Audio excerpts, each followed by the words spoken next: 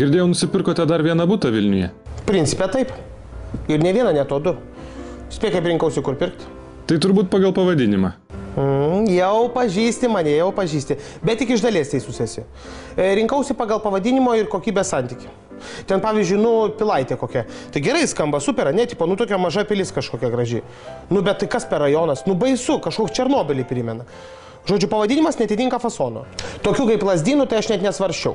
Lazdynai tai ką? Ant lazdynų riešutai auga. Tai kas aš? Genys, koks nors ten voverė ar lapė, kad tos riešutus valgyčiau? Nesąmonė kažkur. Ką mes čia dar turim? Šitą, Šeškinė.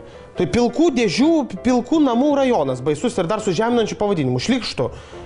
Ką dar turim? Šitiegi, va, Justiniškės. Tai Justiniškės Justams, Karoliniškės Karoliams, Jeruzalė Jėzui Kristui. Per daug tiksliai auditoriją nurodyta, žodžiu. Ką dar turim? Šitą, Antakalnis. Tai Antakalnis, tai jau prestižas ten gyvent. Prestižas ten gyvent, jeigu tau grikius valgyt prestižas. Šūda. Kas čia dar, kas čia? Šitas, Užupis. Tai ką Užupis? Kažkokių menininkų, psichų ir debilų vieta. Plius savo dar milijonierių turi. Ką tokį? Saky, Zuoką. O kaip senamiestis?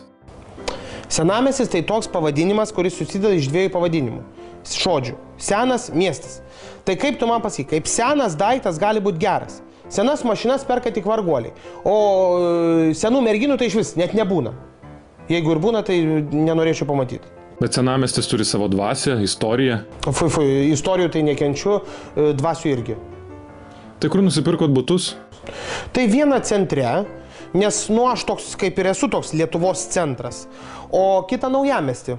Ir pavadinimas geras, ir vieta gera. Varau ten po balių pernakvot. O nesijaudina dėl narkomanijos, prostitucijos, nusikaltimų tam rajone? Pasirodo, nė velnio tu manęs nepažįsti. Užbaig dabar mano sakinį. Dėl šūdniekių jaudinasi tik... Varguoliai? Va. O jei galėtumėt, kokius pavadinimus mikrorajonams pats duotumėt? Ką reiškia galėčiau? Milijonieriaus žodynė nėra tariamosios nuosakos. Milijonierius negalėtų, o gali. Nenorėtų, o turi. Na gerai. Tai apie pavadinimus. Tai paprastai labai. Būtų du tik tai. Milijoniškės, ir varguoliškės, aišku. Ir dar vidutiniškės. Bet jau ten pats mažiausias būtų jau toks nedidelis.